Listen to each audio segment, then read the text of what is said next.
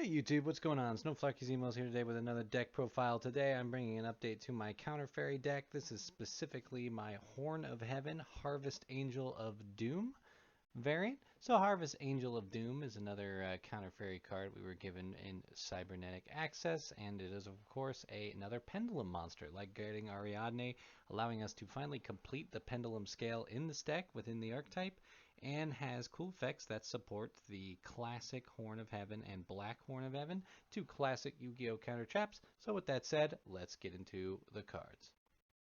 So starting off with our monsters, I am playing 3 copies of Harvest Angel of Doom. Harvest Angel of Doom, of course, is our new Pendulum monster. It's got 1800 attack, 4-star Dark Fairy. Dark Fairy is unfortunate because it doesn't give us Ties of the Brethren synergy. But it's got a scale of 8, allowing us to complete our Pendulum scale and Pendulum out our Counter Fairy monsters, which is pretty nice for getting a lot of monsters out of our hand onto the field at once. When it's in the Pendulum Zone during your main phase, you can destroy this card, and if you do, add a Black Horn of Heaven from your deck to your hand, which is pretty cool. And then, of course, while it's a monster on the field, if this card is normal or Pendulum summoned, you can add a Horn of Heaven from your deck or from your deck to your hand. If this card is tributed, you can place this card in your Pendulum Zone.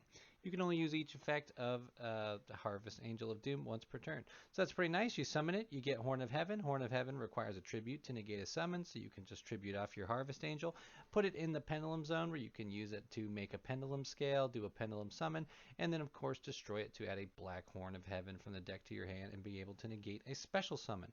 So pretty cool card, awesome addition, and I love seeing support for just old specific cards like Horn of Heaven and whatnot. So definitely a big fan of this card in the deck. Next, I'm playing 1 copy of Sacred Arc-Knight Parshath here. This is the big main deck boss monster of Counter Fairies, 2800 attack. If you activate a counter trap, or if you negate the activation of a spell trap or monster effect, except during the damage step, you can banish 2 other fairy monsters from your hand, field, and or grave to special summon this card from the graveyard or the hand. And of course, if this card attacks a defense position monster, it inflicts piercing, like classic Parshath does. And when this card inflicts battle damage to your opponent, you can add 1 Parshath or 1 counter trap from your deck to your hand. So it's a pretty cool, nice recurring boss monster we can get just for countering trap cards and banishing fairies from our deck. You know, the things like Harvest Angel, we got quite a few more extra fairy cards that'll be lying around, so not bad. And of course, we can bring this out with the Parshath counter trap. So it just makes a good one of, very cool to play.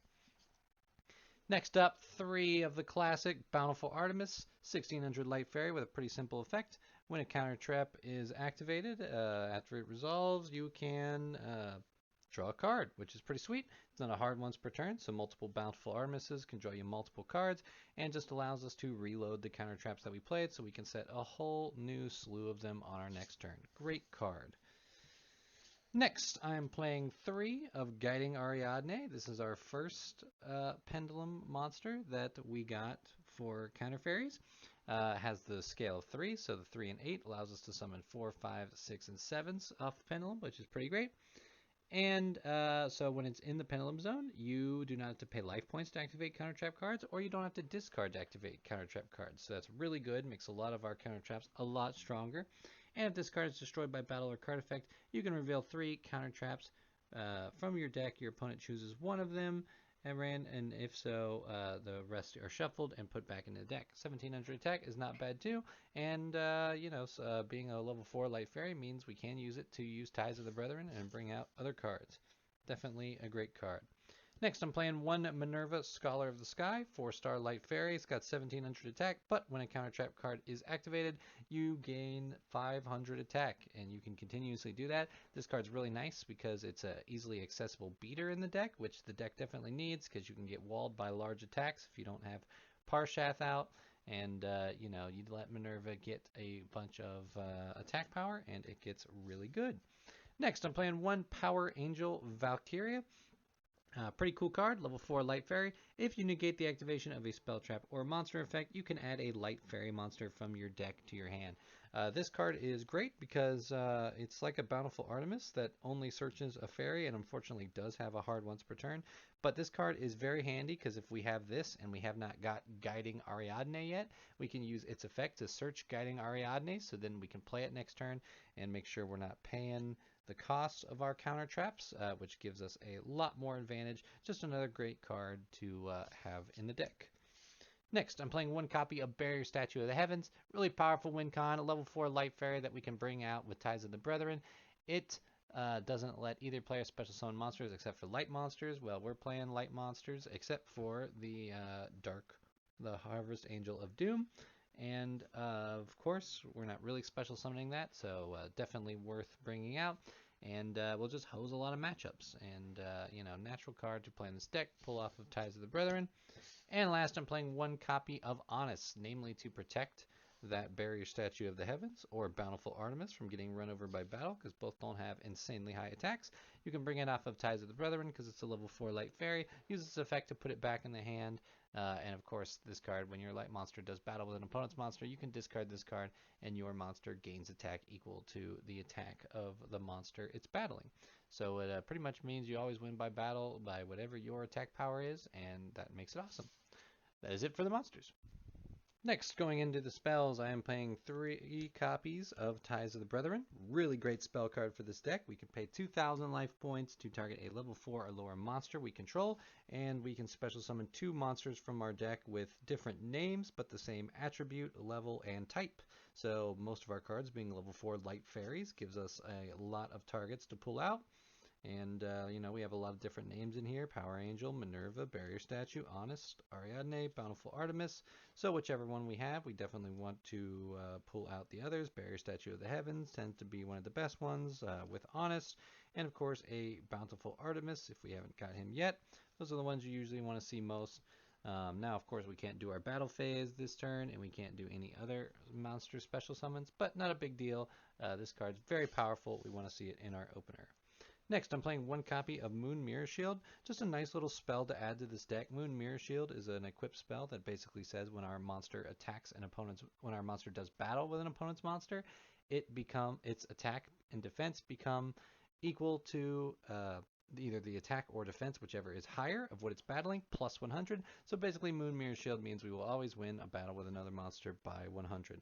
So it makes a good one of. And of course, when this card is destroyed, when we go to the graveyard, it has to pay 500 life points, and you can either put it on the top or bottom of your deck. That is a mandatory effect, but luckily you can bottom deck it if you don't want to see it. If you do want to see it again, you can put it on the top, which is pretty nice. Next, we're playing 3 of Pot of Extravagance. Not using our extra deck much in this deck. We want to keep our counter fairies on the field, so that extra deck becomes card advantage. We're going to banish 6 extra deck cards to draw 2. Randomly face down, and it's not a big deal. Now, do note, with this card, we can't use any other drawing after this card is activated. So if Bountiful Artemis would trigger on our turn, it is not going to trigger. So, that can be a problem, but not too big of a deal. Last for spells, I'm playing one copy of Card of Demise. This is just a nice card to draw off of a top deck and reload, getting us a lot of spell and trap cards that we could be setting. And, sometimes it makes low monster hands looking a little better if we can get Bountiful Artemis and a whole slew of back row traps. Just a nice card to have. We essentially draw until we have 3 cards in our hand. In exchange, we can't special summon. Our opponent takes no battle damage afterward. And at the end of the turn, we have to discard our entire hand at the graveyard. But with so many spell and trap cards, we can just set a lot of cards and not worry about losing them. And, that makes it a good card to have as a one of. And that is it for the spells. Next up, going into our trap cards, I am playing one Horn of Heaven. This is to pull out of the deck with the Harvest Angel of Doom. Horn of Heaven says when a monster would be summoned, you contribute a monster to negate the summon, and if you do, destroy it. So we can search this card with Harvest Angel of Doom, and then of course use Harvest Angel of Doom as tribute for this card, negating both the summon and allowing Harvest Angel of Doom to be put into our pendulum zone to be used to scale and pendulum summon, or just destroy it and get a Black Horn of Heaven, which is the next card we are playing, Black Horn of Heaven. Really awesome to be able to play these legendary collection hollows in this deck, but Black Horn of Heaven just says when your opponent would special summon a monster, negate the special summon, and if you do, destroy it. So note that Black Horn of Heaven can only negate inherent special summons. You can't negate card effects that summon, but when your opponent like goes into an extra deck monster or something like that, which is something that happens a lot, you can just negate it and destroy it. Very powerful enough, definitely something a lot of decks do. Good as a one-of because again, we can pull it out of the deck with Harvest Angel. Next, we are playing Rebirth of Parshath. It's a pretty cool counter trap.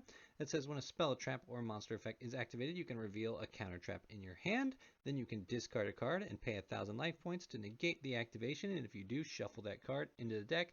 Then you can special summon a Parshath monster from your deck or extra deck. So we can use this to pull out the big Parshath boss monster from the main deck, or of course we can shove our extra deck full of the Parshath extra deck monsters, like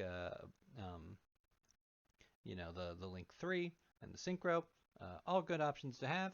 And of course, we don't have to pay any of the costs other than revealing a counter trap if we have Guiding Ariadne on the field. So do keep that in mind because sometimes you can put yourself in a position where you don't have counter traps to reveal.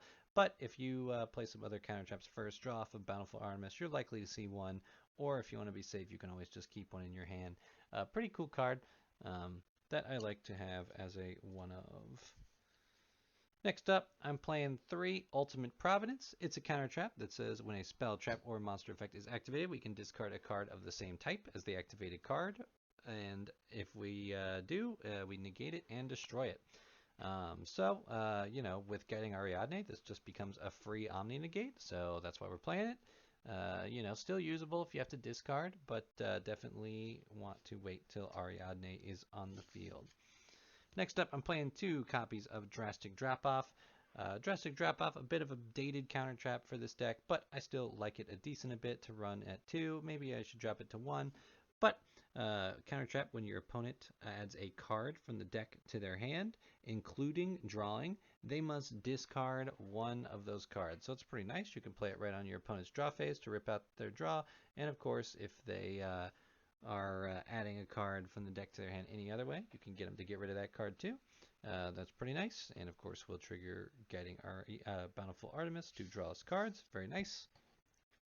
1 copy of Broken Line. This is a card I have a lot of fun playing in this deck. Broken Line is a counter trap that says when a spell, trap, or monster effect is activated in this card's column while this card is set, you can negate the activation, and if you do, destroy that card. So pretty cool, you know, place it in an extra deck, you know, in a column that lines up with the extra deck or in the middle, or, you know, just place it amongst your traps, and as soon as you get a chance to trigger it, you can flip Broken Line, negate a card for free, draw off of Bountiful Artemis, trigger your other counter fairy effects, and of course, we're only playing 1 Broken Line, because once they see Broken Line, maybe they're going to start playing around it. Doesn't matter, we already got it out of the way. Next up, we are playing 3 Solemn Warning. Solemn Warning, great counter trap. Pay 2,000 life points to negate a summon or a spell, trap, or monster effect that would summon a monster, which is pretty cool. Again, free with Guiding Ariadne, and Bountiful Artemis draws us cards. It's a great card. I've been liking this card a bit more in other decks other than counter fairies too, but definitely finds a great home here. Next up, we are playing 3 Solemn Strike. Pay 1,500 life points to negate a special summon or a monster effect and destroy that monster. Pretty cool. Again, free with Guiding Ariadne, so that just makes it an incredibly powerful card. Definitely worth running 3 of. And last for the main deck, I am playing 3 copies of Solemn Judgment. Solemn Judgment, of course, is a counter trap where we pay half our life points to negate a summon or a spell or trap card activation and destroy that card. Again, free with Guiding Ariadne and you know, another counter trap to say no to our opponent and draw us cards with Bountiful Artemis. So just a great trio of Solemns to add to the deck. Definitely one thing I would consider adding if I had it that is not in here is Draco Utopian Aura. I definitely like that card playing on Master Duel at a copy or 2, and we'll consider it's probably something I might switch the Drastic Drop-Offs for. A good option to have. Another good option, of course, would also just be a copy of something like Magic Jammer, because you really want to make sure you can deal with those spells that wipe out entire back row. And I mean, we have a lot of things that can stop it, but it's always good to have one more, especially since negating spells is just in general good. And that is it for the main deck. So that's basically it for my Harvest Angel of Doom deck. As far as the extra deck goes, it's mostly just extravagance fodder, so shove whatever you want into it. Good recommendations are, of course, a playset of the Synchro and Link 3 Parshath monsters, because you can summon those off of the Parshath counter trap. Everything else, good rank 4s. You can do some basic Link stuff, Nightmares, things like that. But I don't worry about it too much. If you don't have them, I wouldn't say it's worth a lot of dumping money into, for a deck like this. But I enjoy playing this deck quite a bit. It's very fun. I love counter traps, and I've always loved just a deck that generically works with counter traps. Really cool to be able to play the Horn of Heavens. Definitely a huge fan of this. I appreciate you checking out the video. Love to know what you're doing with counter fairies, and I'll catch you in the next one. Peace.